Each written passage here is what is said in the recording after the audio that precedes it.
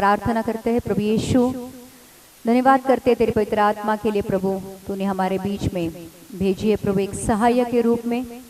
ये पवित्र आत्मा हमें वचन में छिपी हुई सच्चाइयाँ जो तेरी ओर से है हमारे ऊपर प्रकट करती है। प्रभु जी, वो जो गहरा ज्ञान है परमेश्वर, पवित्र आत्मा के द्वारा हम उस तक पहुंच पाते हैं।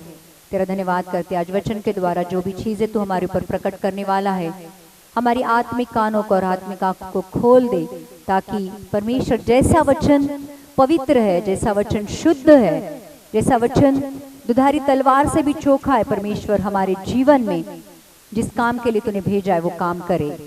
यीशु मसीह के नाम से मांगते हैं, आमीन। हम लोगों ने लास्ट गुरुवार से एक सीरीज शुरू की है जहाँ पे हम लोगों ने यीशु मसीह का दूसरा आना के बारे में बात कर रहे थे, और आज हम देखेंगे कि यीशु मसीह का आना कैसे होगा। सबको इंतजार है यीशु मसीह का आने का। सबको इंतजार है यीशु मसीह के आने का, लेकिन कोई भी तैयार नहीं है। तो यीशु मसीह का आना कैसे होगा? पहली बात, उसका आना अचानक होगा, अनएक्सपेक्टेडली। जब आप एक्सपेक्ट भी नहीं करोगे, जब आप सोचोगे भी नहीं, उस समय यीशु मसीह का आना होगा। आइए हम लोग 1 थिस्सलुनी 5:1-3 पढ़ेंगे।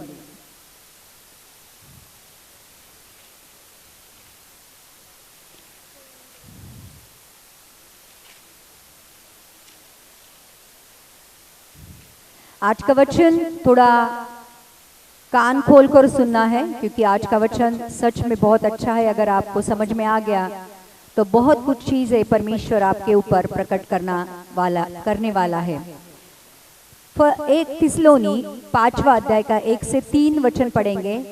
पर हे भाइयों, इसका प्रयोजन नहीं कि समयों और कालों के विषय में मैं तुम्हारे पास कुछ लिखा जाए, क्योंकि तुम आप ठीक जानते हो कि जैसा रात को चोर आता है, वैसा ही प्रभु का दिन आने वाला है, जब लोग कहते होंगे कुशल है और कुछ भी भय नहीं, तो उन पर एकाएक विनाश आ पड़ेगा, जिस प्रकार गर्भवती पर पीड़ा, और वे किसी रीति से ना बचेंगे। तो यीशु मसीह का आना कैसे होगा? चोर बताकर आता है? नहीं। गर्भवती के ऊपर जो पीड़ा आती है वो भी बताकर नहीं आती है।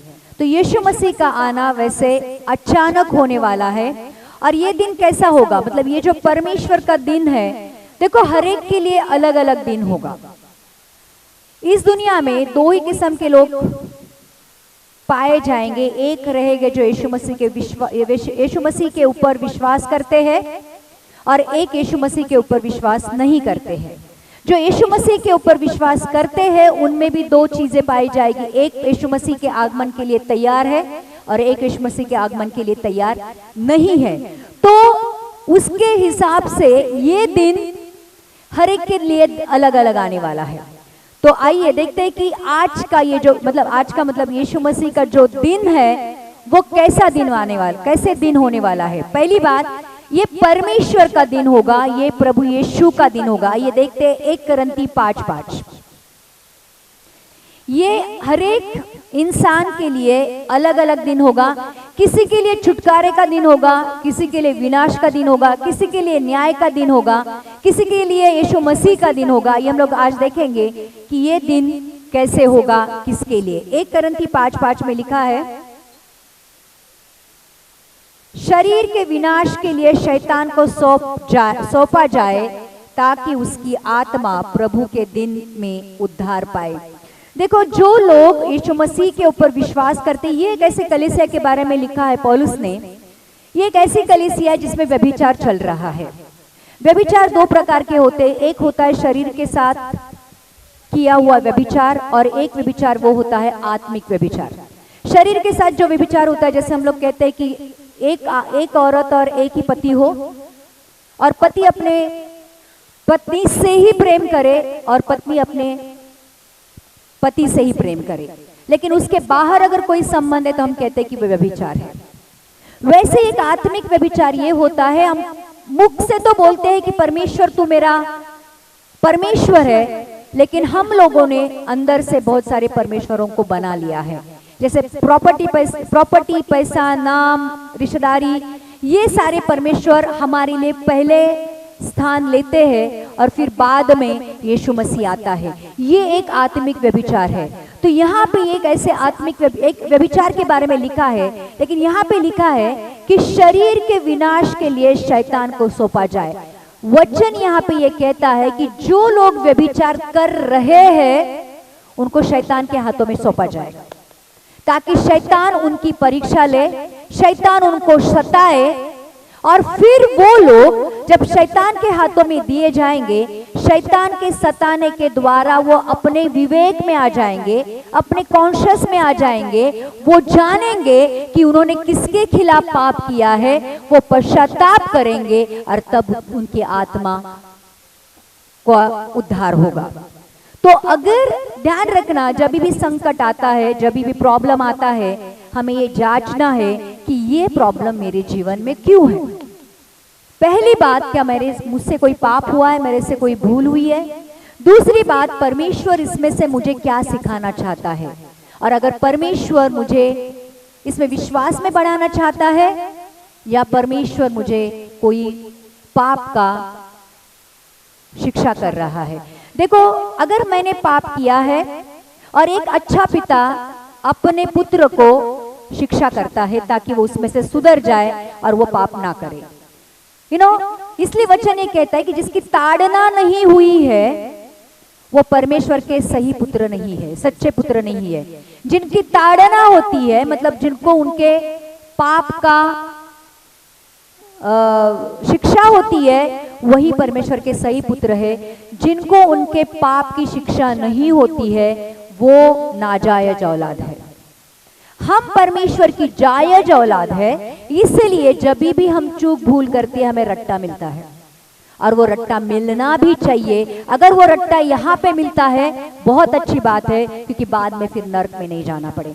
इसलिए यहाँ पे लिखा है कि जो लोग आज पाप कर रहे हैं उनको परमेश्वर शैतान के हाथों में सौंप देगा ताकि उनका शरीर का नाश हो। जब तक आपका शरीर नहीं मरेगा तब तक आपके पाप की इच्छाओं को आप मार नहीं पाओगे। शरीर हमेशा गलत चीजों को चाहता है, लेकिन जब तक आत्मा उसके ऊपर हावी नहीं होती हम पवित्रता में नहीं बढ़ते। इसलिए यहाँ पे लिखा है कि शरीर को विनाश के लिए शैतान को सौंपा जाए ताकि उसकी आत्मा प्रभु यीशु के दिन में, कब आएगा प्रभु यीशु का दिन? जिस दिन वो हमें लेने आएगा।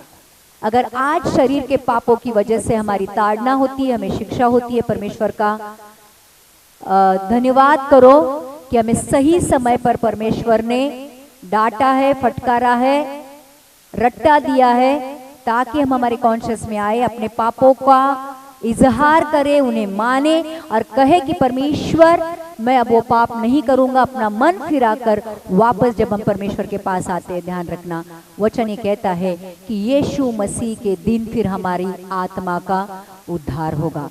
तो वो दिन कौन सा होगा? यीशु मसीह का दिन होगा। और एक यहोवा का दिन के बारे में देखेंगे। आमोस 5:18, आमोस की किताब 5:18 में लिखा है, ये यहोवा के दिन के बारे में लिखा है, हाय तुम पर जो यहोवा के दिन, आमोस 5:18, हाय तुम पर जो यहोवा के दिन की अभिलाषा रखते हो, करते हो, यहोवा के दिन से तुम्हारा क्या लाभ होगा? वो तो उजियाले का नहीं, अंधेरा का दिन होगा। देखो, हम काफी सारे लोगों को यीशु मसीह के आने का इंतजार है, यहोवा के आने का इंतजार है, लेकिन कितने लोग तैयार हैं आत्मिक तौर पर उसके साथ जाने के लिए? अगर हम कहते कि यीशु मसीह जल्दी आ, जल्दी आ, जल्दी आ, मुझे लेके जा, लेकिन हम तैयार नहीं है, तो आपको मालूम है आपका न्याय होगा। आप स्वर्ग के बदले आप नर्क में जाओगे। तो यहाँ पे लिखा है कि तुम जो यीशु मसीह के दिन का आने का इंतजार कर रहे हो, तुम पर हाय, क्योंकि वो दिन, यहोवा के दिन से तुम्हारा क्या लाभ होगा? वो तो उजाले का नहीं, अंधेरा का दिन होगा। वचन ये कहता है कि हम इस दुनिया में तो है लेकिन दुनिया के नहीं है। हमें इस दुनिया से कोई रिश्ता नहीं रखना है। वचन ये कहता है कि जग के साथ दोस्ती परमेश्वर से बैर है। हम सिर्फ यीशु मसीह के लिए पैदा किए गए हैं, यीशु मसीह के लिए इस दुनिया में भेजे गए हैं, यीशु मसीह की योजना पूरी करने के लिए इस दुनिया में है। हमें बाकी सारी चीजों से कोई वास्ता नहीं होना चाहिए। मैं ये नहीं कह रही हूं कि आपका काम धंधा छोड़ दो, आपका परिवार छोड़ो और यीशु मसीह के पीछे चलो, ये नहीं कह रही हूं। वचन ये कहता है कि जहां पे तुम्हारा धन होगा वहां पे तुम्हारा मन होगा। अगर हमारा मन आज भी हमारे बच्चों में, हमारे आदमी में, हमारे औरत में, हमारे पैसे में, हमारे प्रॉपर्टी में, हमारे इसमें, हमारे उसमें अटका हुआ है, तो तुम्हारा मन फिर यीशु मसीह में नहीं है।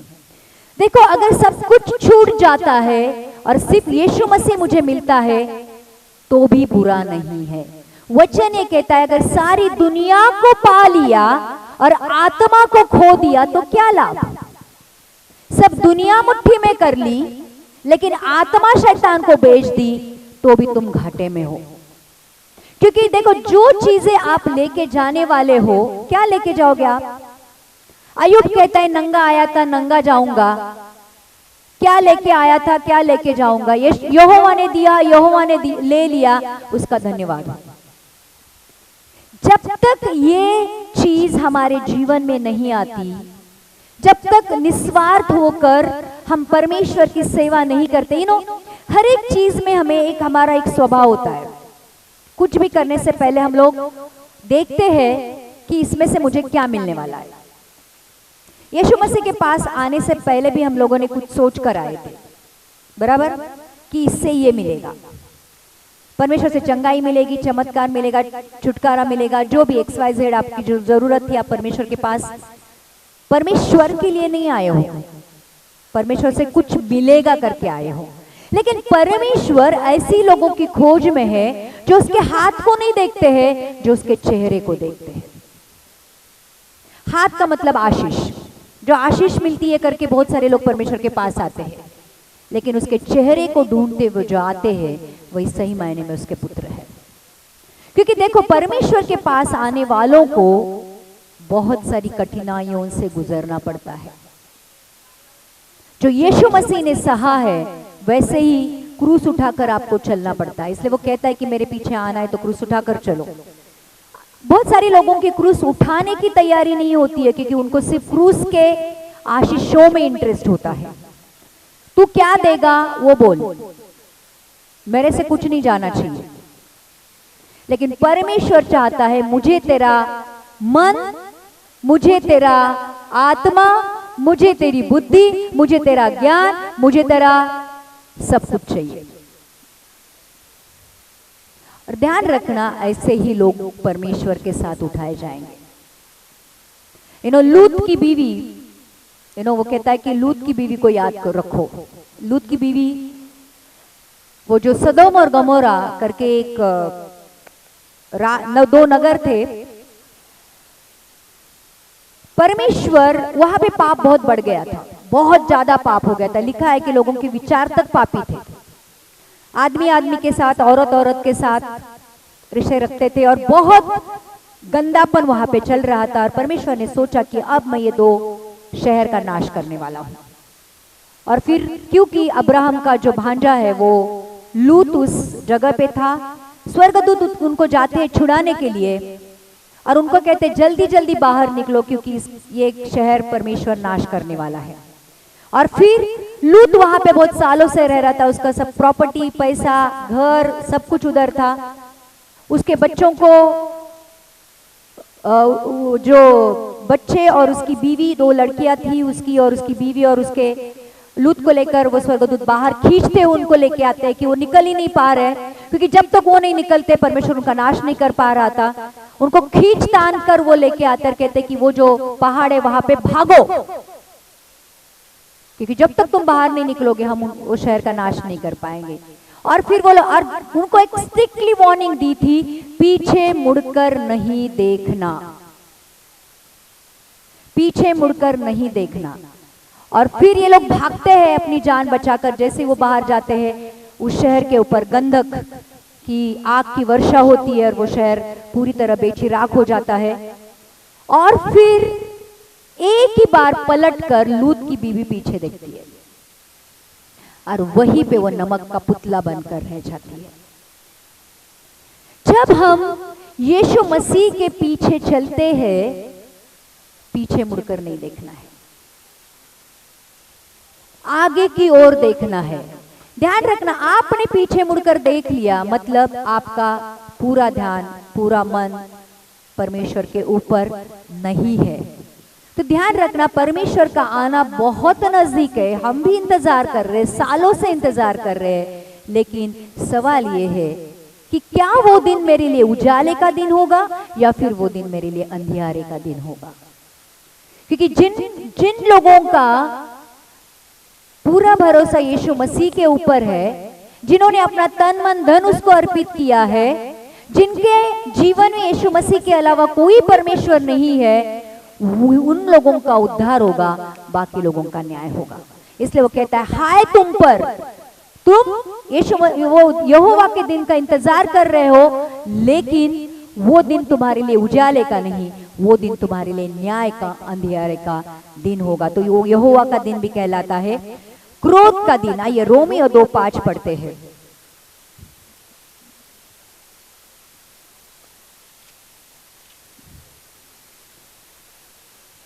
पर तू अपनी कठिनता और हठीले मन के कारण उसके क्रोध के दिन के लिए, जिसमें परमेश्वर का सच्चा न्याय प्रकट होगा, अपने लिए क्रोध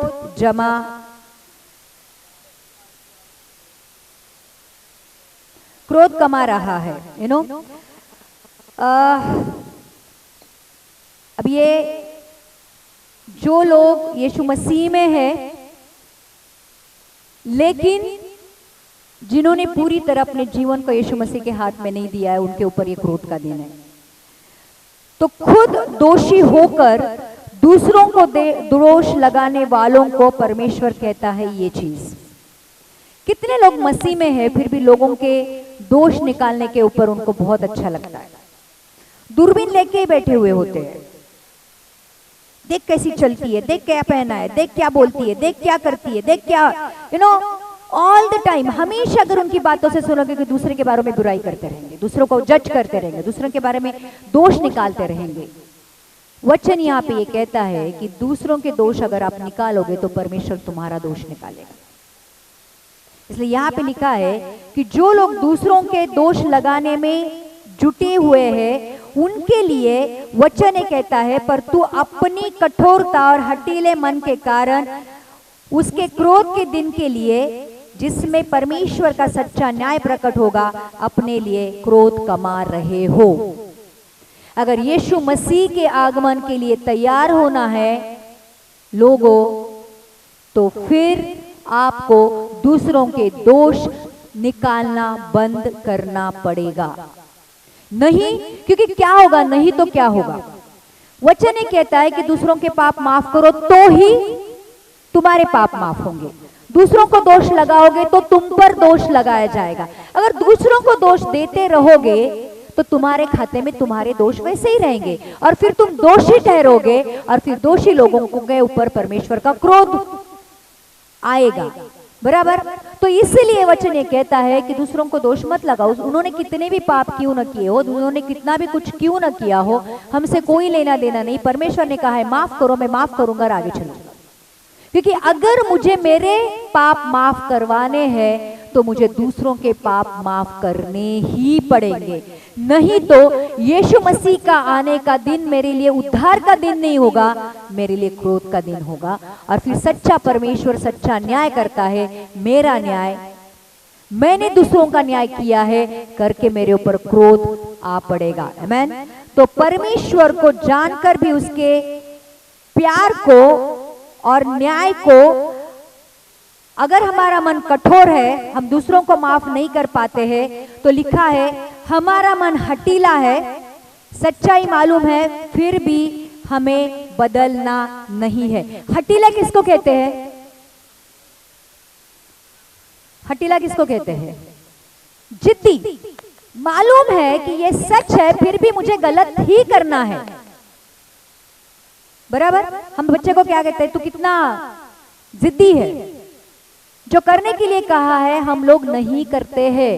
आज ही वो दिन है जब परमेश्वर हमसे कहता है कि सही क्या है, गलत क्या है, सही करना शुरू करो, क्योंकि अगर हम हठीलापन करेंगे तो परमेश्वर के क्रोध से कभी भी बच नहीं पाएंगे। जिद्दीपन छोड़ो, हमको बहुत जिद होती है। अगर हमने गलती की है, कितने लोगों को दिल से कहता है कि मैंने गलती की तो मैं जाके सॉरी बोलूं। परमेश्वर अंदर से कहता है तूने गलती की, जाके सॉरी बोल, लेकिन हमको बहुत जिद होती है, मैं नहीं बोलूंगा, मैं सॉरी। छोटे बच्चे को बोलो सॉरी बोलने के लिए बोल, नहीं बोलता है, वो ऐसे करके बैठता है, नहीं बोलूंगा। लेकिन चर्च, ध्यान रखना, जहां पे भी मेरी गलती है मुझे जाके सॉरी बोलना है, और अगर दूसरों ने गलती की वो सॉरी बोले ना बोले मुझे वैसे भी माफ करना है। क्योंकि अगर मुझे मेरे खाते के पाप साफ करने हैं तो मुझे दूसरे के खाते के पाप भी साफ करने पड़ेंगे। आमीन। तो यहाँ पे लिखा है कि हमारा मन हठीला है, हमें सच्चाई मालूम है, फिर भी मुझे नहीं बदलना है। कितने सारे लोग अब वचन सुनते हैं फिर भी दिल के कठोर है, उनके मन हठीले हैं। कितने लोगों तक वचन पहुंचता है और वचन उनको बदलता है। आपको लगता है कि वचन में गड़बड़ है जो आपको बदल नहीं पा रहा है? वचन जीवित है, प्रबल है, हर एक दुधारी तलवार से भी चोखा है। वो आपके मन की भावनाओं को, विचारों को तक जांचता है। मालूम है आपको, ये लिखा है वचन में, आपकी भावनाओं को भी जांचता है, आपके विचारों को भी वो जांचता है। वचन ये कहता है तुम्हारे मन में विचार आने से पहले ही यहोवा जानता है कि आप क्या विचार करने वाले हो। तुम्हारे मुंह के ऊपर शब्द आने से पहले ही परमेश्वर को मालूम होता है कि आप क्या बोलने वाले हो। ऐसे परमेश्वर से पंगा मत लो,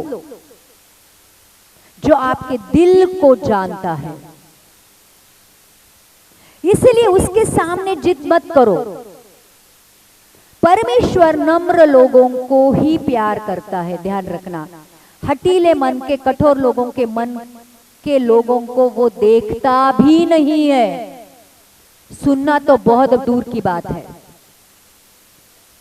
तो वचन कहता है ऐसे लोगों के लिए यीशु का आना परमेश्वर का क्रोध का दिन होगा, जिसमें परमेश्वर का सच्चा न्याय प्रकट होगा। आज ही, इसलिए वो कहता है आज ही उद्धार का दिन है। क्यों?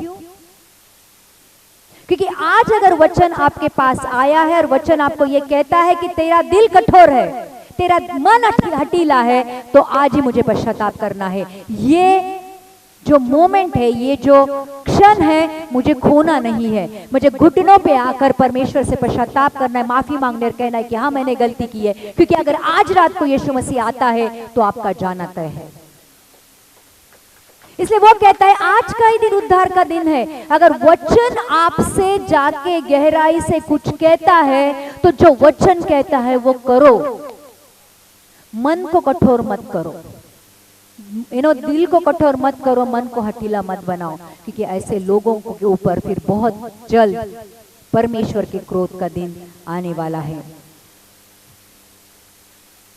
आइए हम लोग वापस 1 थिस्सलुनी 5वें अध्याय में आते हैं।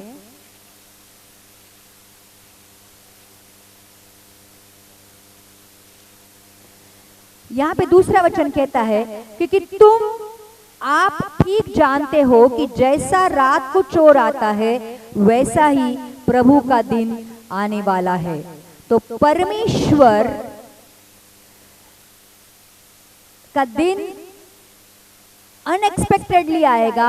आप जब जिस दिन, मतलब जिस समय आपको लगेगा कि आज नहीं आएगा, शायद उसी दिन परमेश्वर का आना होगा।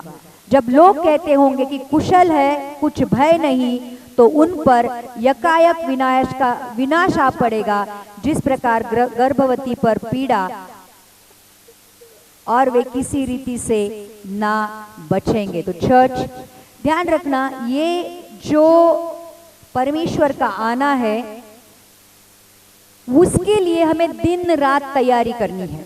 दिन रात हमें परमेश्वर के आने के लिए तैयार करना। जैसे उस दिन वो जो पास्टर अमोस थे, अमोस के मीटिंग में हम लोग गए थे, उन्होंने एक बहुत अच्छी बात हमें कही। उन्होंने कहा कि जिस समय हम यीशु मसीह को स्वीकार करते हैं, हर एक के शादी में रस्म होती कि हल्दी लगती है। हल्दी का मतलब होता है कि वो एंगेजमेंट हो गया, वो जो दुल्हन है अभी दूल्हे के साथ उसका एंगेजमेंट हो गया, बराबर। लेकिन जब हल्दी लगती है और शादी का दिन होता है, तो क्या दुल्हन हल्दी के कपड़े पहनकर शादी के लिए तैयार होती है? नहीं, हल्दी के कपड़े गंदे होते हैं, पूरी हल्दी हुई लगी हुई होती है। शादी के लिए उसको वो कपड़े उतारकर सफेद वस्त्र पहनने पड़ते हैं, सफेद कपड़े पहनने पड़ते ताकि वो दूल्हे के साथ। हम यीशु मसीह को जानते हैं, यीशु मसीह को स्वीकार करते हैं, लेकिन फिर भी हम बदलते नहीं हैं। हम शादी के लिए तैयार नहीं होते हैं, हम वही वस्त्र में घूमते करते हैं कि दूल्हा हमें वही वस्त्र में हमसे शादी करे। क्या दुल्हन के हल्दी वाले वस्त्र के साथ शादी करेगा? नहीं करेगा। उसको उसकी दुल्हन उसके जैसी ही चाहिए, जैसे वो तैयार होकर आया है उसकी दुल्हन उसको तैयार चाहिए। लेकिन जब से हमारा यीशु मसीह में हमने विश्वास रखा है, हमने कितना दुल्हन कितना सचती है, कितना धजती है, नाखून को तैयार रखती है, बराबर। कर नाखून शरीर के अवयवों को वो तैयार करती है। खाने के लिए हमने अपने शरीर के अंगों को वैसे ही तैयार किया है कि देह है, हम परमेश्वर के शरीर का अंग है, वो हमारा दूल्हा है और हम उसके शरीर के अंग है। अगर दूल्हा तैयार है तो क्या देह को तैयार नहीं होना चाहिए जैसे दूल्हा तैयार हुआ है? चर्च, धोखा मत खाना। दिन बहुत कम है और दिन बहुत एविल है। शैतान इस ताक में बैठा है। लिखा है कि जिनका जो लोग चुने गए हैं उनको भी भरमाने के लिए शैतान तैयार बैठा है। वो गरजने वाले सिंह की तरह आपके दरवाजे के बाहर खड़ा है कि कब आप उसके लिए दरवाजा खोलो और वो आपको आकर दबोच ले और खा ले। इसलिए धोखा मत खाना। परमेश्वर के वचन के अनुसार चलो। रोमियो 2:6 में आगे लिखा है कि जैसे हम लोगों ने देखा कि 2:5 में ये लिखा है कि पर तू अपने कठिनता और हठीले मन के कारण उसके क्रोध के दिन के लिए जिसमें परमेश्वर का सच्चा न्याय प्रकट होगा अपने लिए क्रोध जमा कर रहा है, वो हर एक को उसके कामों के अनुसार बदला देगा। क्या लिखा है? आपके कामों के अनुसार आपका न्याय होगा। क्या आप प्राउडली, गर्व के साथ कह सकते हो कि मैंने कोई बुरा काम नहीं किया है, मैंने किसी का दिल नहीं दुखाया है, मैंने किसी को गाली नहीं दी है, मैंने किसी का कुछ चुराया नहीं है, मैंने कोई गलत काम नहीं किया? आप कह सकते हो? जो आपने किया है आपके कामों के अनुसार न्याय करने यीशु मसीह बहुत जल्द आने वाला है। इसलिए वो कहता है कि हर एक दिन उद्धार का दिन है। उद्धार का दिन मतलब ये होता है जो भी गलतियां मैंने की है मुझे बैठकर यीशु मसीह के चरणों के पास बैठकर उनकी माफी मांगनी है और कहना है वापस नहीं करूंगा, परमेश्वर मुझे माफ कर।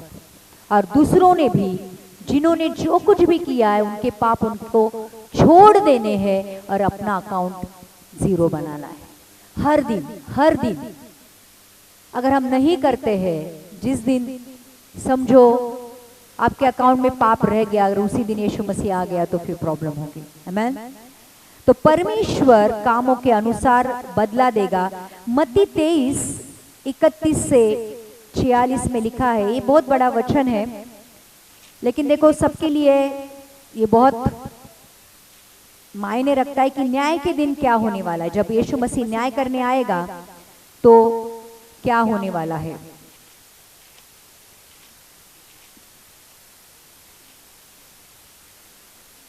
एक मिनट, नहीं मत्ती 25।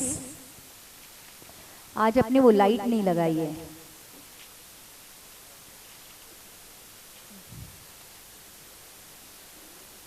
मत्ती 25, देखो ध्यान, थोड़ा बड़ा है लेकिन ये वचन सच में आपके लिए है।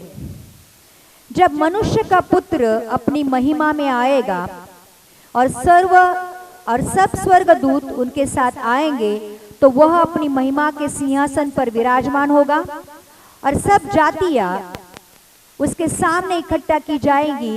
और जैसे चरवाहा भेड़ों को और बकरियों को अलग कर देता है, वैसे ही वो उन्हें एक दूसरे से अलग करेगा। वो भेड़ों को अपनी दाहिनी ओर और बकरियों को अपने बाई ओर खड़ा करेगा। तब राजा अपनी दाहिनी ओर वालों से कहेगा, हे मेरे पिता के धन्य लोगों, आओ उस राज्य के अधिकारी हो जाओ जो जगत के आदि से तुम्हारे लिए तैयार किया है। क्योंकि मैं भूखा था, तुमने मुझे खाने को दिया, मैं प्यासा था और तुमने मुझे पानी पिलाया, मैं परदेशी था और तुमने मुझे अपने घर में ठहराया, मैं नंगा था और तुमने मुझे कपड़े पहनाए, मैं बीमार था और तुमने मेरी सुधि ली, मैं बंदीगृह में था और तुम मुझसे मिलने आए। तब धर्मी उसको उत्तर देंगे, हे प्रभु, हमने कब तुझे भूखा देखा और खिलाया, या प्यासा देखा और पानी पिलाया?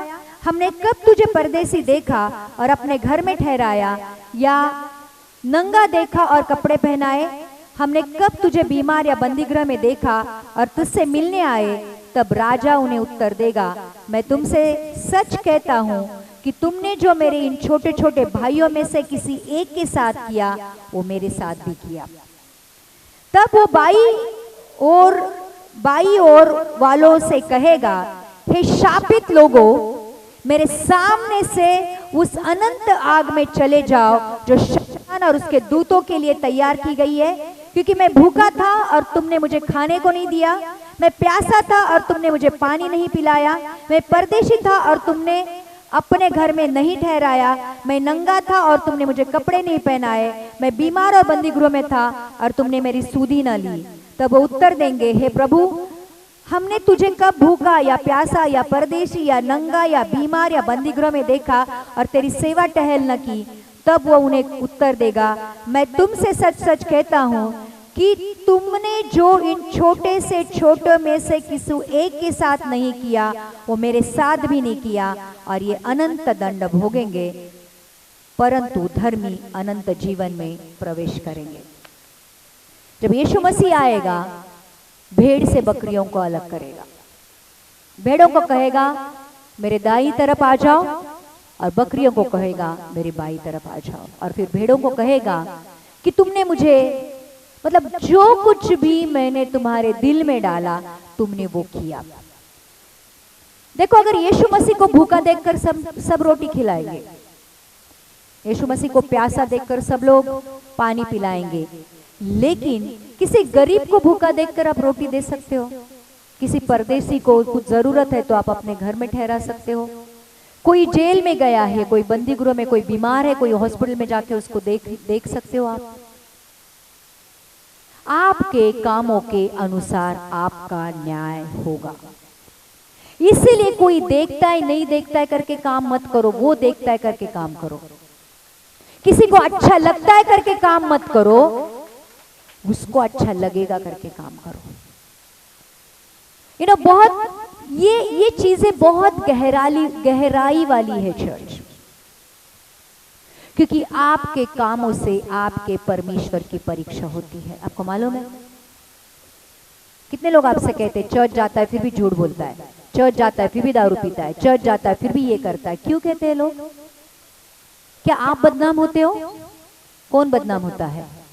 तुम्हारा परमेश्वर बदनाम होता है। लेकिन अगर कोई अच्छा काम करते हो तो आपके परमेश्वर का लोग धन्यवाद करते हैं कि सही में तेरे परमेश्वर ने तुझे सही मार्ग पर चलाया है, तू सही काम कर रहा है। तो देखो, ये चीजें बहुत मायने रखती है चर्च। इतना परमेश्वर का राज्य हम बहुत लाइटली लेते हैं।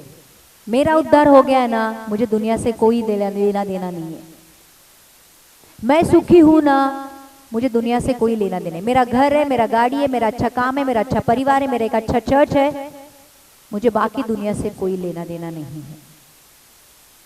अगर ये जीवन है तो न्याय होगा, क्योंकि आपको खाने पीने के लिए नहीं बुलाया गया, इधर ये दुनिया में ऐश करने के लिए नहीं बुलाया गया है। अगर परमेश्वर ने आपको बुलाया है, चुना है, उसके लिए अलग किया है, तो आप यीशु मसीह के लिए अलग किए गए उसकी निज प्रजा हो। और परमेश्वर की आपके लिए इस दुनिया से अलग योजना है, और वो योजना ये है कि कोई भूखा है, कोई प्यासा है, कोई बंदी गृह में है, कोई हॉस्पिटल में है, कोई नंगा है, जिसको भी जो भी जहां भी जरूरत है और आप वो चीज कर सकते हो, आपको करनी है, क्योंकि ये चीजें भी आपके जीवन की किताब में आपके नाम के सामने लिखी जाती है। आपको लगता है कौन हिसाब रखता है? हिसाब रखने वाला हर चीज का हिसाब रखता है। अगर तुम्हारे विचारों का भी हिसाब होता है, नूह के दिन में ऐसे लिखा गया है कि लोगों के विचार तक गंदे हो गए थे, लोग सही विचार भी नहीं कर पा रहे थे, इसलिए नाश आ गया, बहुत जल्दी नाश आ गया। तो हमारा परमेश्वर विचारों को भी परखता है। कामों के द्वारा तो न्याय होगा ही होगा, लेकिन अगर वो विचारों को भी परखता है तो वो बहुत बड़ी चेतावनी है। इसलिए हमारे विचारों को यीशु मसीह के गुलाम बनाना है। अगर कोई विचार मानता नहीं है तो उसको जड़ से निकाल कर फेंकना है, और यीशु मसीह के विचारों से हमने दिमाग को भरना है। बहुत जरूरी चीज है चर्च। रोमियो 2:7-11 में लिखा है,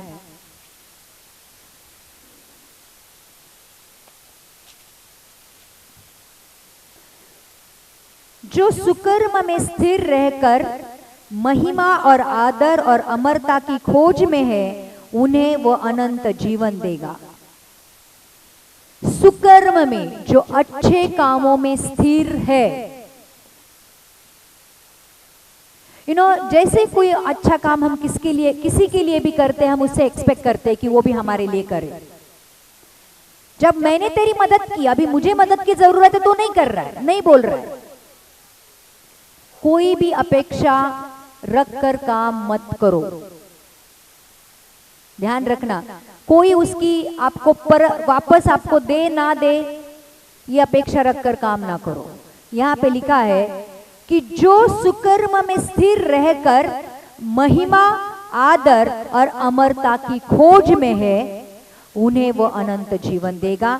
पर जो विवादी है और सत्य को नहीं मानते वरन अधर्म को मानते हैं, उन पर क्रोध और कोप पड़ेगा। बहुत सारे मसीह लोगों को सत्य मालूम है, ये गलत है, ये नहीं करना चाहिए, फिर भी करते रहते हैं।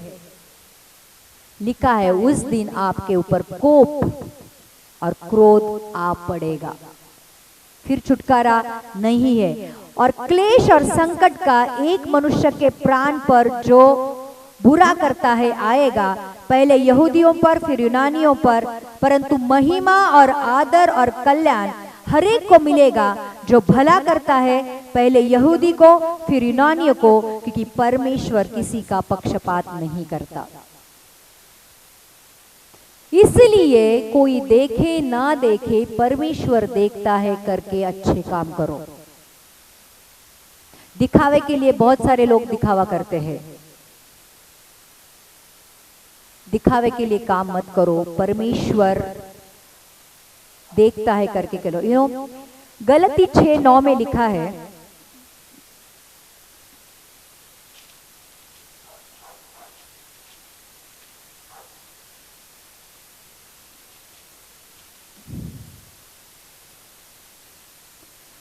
हम भले काम करने से साहस न छोड़े, क्योंकि यदि हम ढीले न हो तो ठीक समय पर कटनी करेंगे। इसका मतलब ये है कि अच्छे काम करते जाओ, ठीक समय पर परमेश्वर आपको उसका मुआवजा देगा। जैसे हम अच्छा काम करते हैं, हमें लगता है कि मुझे अभी अच्छा मिलना चाहिए, लेकिन वो कहता है आपको अच्छे कामों का मुबदला जरूर मिलेगा, उसका प्रतिफल जरूर मिलेगा, लेकिन आपको वो करते जाना। लिखा है कि हम भले काम करने से साहस न छोड़े। कितने लोगों की एक कंप्लेंट रहती है, मैं सबका भला करता हूं लेकिन कोई मेरा भला नहीं सोचता। मैं सबके लिए मरता हूं लेकिन कोई मेरे लिए मरता नहीं है। मैं सबकी हेल्प करता हूं, सबकी मदद करता हूं, लेकिन मेरी मदद कोई नहीं करता है। अगर आप अपेक्षा रखकर करते हो तो उसका मुबदला आपको नहीं मिलेगा। इसलिए वो कहता है कि भले काम करने का साहस मत छोड़ो, भले काम करते रहो, करते रहो, करते रहो। क्योंकि यदि हम ढीले ना हो तो, अगर हम भले काम करना ना छोड़ेंगे तो ठीक समय पर कटनी करेंगे। हम लोग क्या करते हैं, हम लोग दौड़ लगाते हैं और जैसे फिनिशिंग लाइन आती है हम लोग ढीले पड़ जाते हैं। जाने दे, मरने दे, मुझे नहीं करना है, कितना भी करो इनके लिए कुछ फायदा नहीं है, और हम लोग छोड़ देते हैं। और वही समय शायद होता है कि आप कटनी के पास आते हो। परमेश्वर हर एक को उसके कामों का मुबदला जरूर देता है। देखो, कोई देखे ना देखे वो जरूर देख रहा है, कोई सुने ना सुने वो सुनता है, कोई लिखे ना लिखे वो जरूर लिखता है, और जो आप करते हो उसका पूरा मुबदला आपको मिलता है। तो क्यों ना आज से ये समझकर चले कि मेरा प्रभु की आंखें मेरे ऊपर गड़ी हुई है और वो देख रहा है, वो मुझे न्याय देगा। अपना न्याय अपने हाथ में लेकर मत चलो, अच्छे काम करते रहो, अच्छा बोते रहो, क्योंकि अगर आपने अच्छा बोया है तो कोई भी आपको अच्छी कटनी से रोक नहीं सकता है।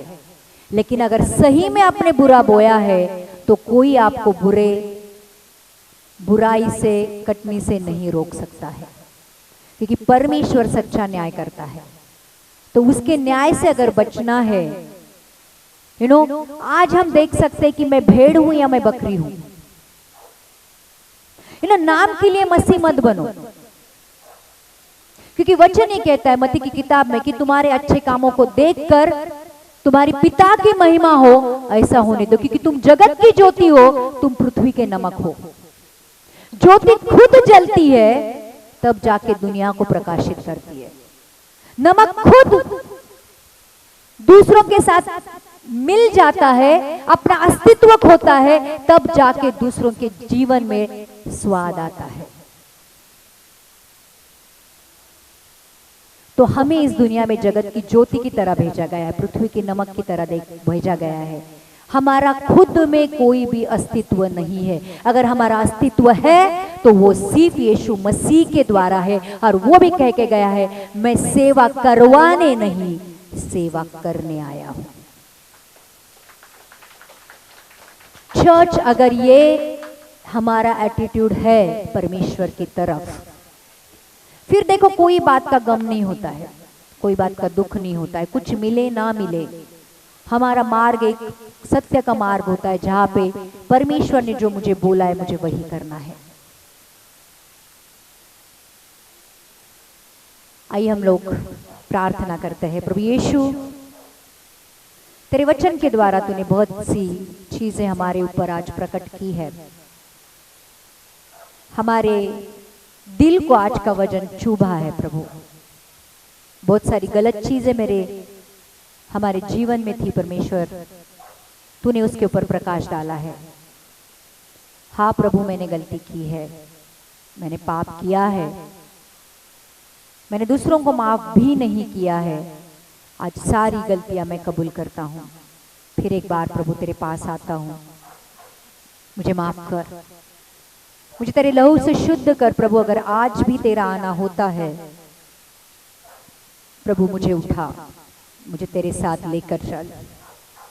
तेरे बिना मेरा अलग कोई अस्तित्व नहीं है। तू है तो सब कुछ है, तू नहीं तो कुछ भी नहीं है परमेश्वर। आज मैं जान गया हूं, तेरा आने का दिन मेरे लिए उद्धार का दिन होने दे। तेरा आने का दिन मेरे लिए न्याय का या क्रोध का या कोप का दिन ना होने दे प्रभु जी। फिर एक बार मैं मेरे जीवन को तेरे हाथों में सौंप देता हूँ, यीशु के नाम से मांगता हूँ, आमेन आमेन।